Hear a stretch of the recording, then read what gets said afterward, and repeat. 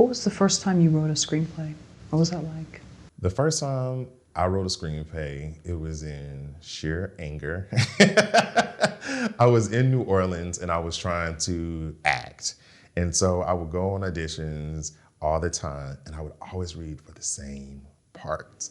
And so I remember this one time going into this audition and I read this part and the casting director, she's like, oh, that was really good. She's like, that was really good. I just need you to make it a little more black. And I'm like, okay. So I actually read it the same way I did it the first time, just to let her know, like, I did read it black. So I did it again, and she's like, oh no, good. But one more time, do it again.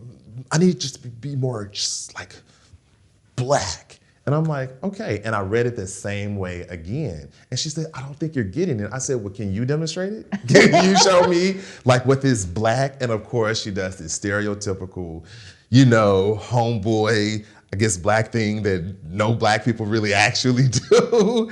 And so I remember leaving out of that audition and I said, I can write something much more authentic than these roles that I'm getting.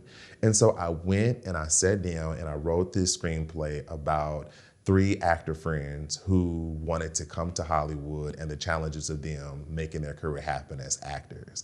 And within it, I gave all the actors so many different roles to play to show that you can write an array of different things and nothing is necessarily defined by your race. So that was the first screenplay. It was called In Between Dreams that I ever wrote. And what was the role that you were always going out for? Like, was it, It was always thug number 3. I always read for thug number 3, thug number 4, somebody named Mumbles. It was always that type of like stereotypical role. And this was in the 2000s, so it's not like it was, back in the 80s. And it was a lot of those stereotypical roles because a lot of those during that era that was coming out of like the Love Jones era, the Love and Basketball, where it was like a lot of black romantic comedies, but now they were heading into the direction of doing more hard-edge films. So there were a lot of thug type of roles that they wanted me to audition for. And I did, and I never got any of them because I don't make a good thug. And these were all in Louisiana or all Georgia? Louisiana. Okay. Yeah, And then there was a lot of auditions there? There's a lot of auditions. So part of the tax credit that they give to the productions is you have to have so many speaking parts for local talent. And so those were the roles. And that's why they were written so thinly, is because it really wasn't part of the production. It was just what they had to write in order to get those tax credits.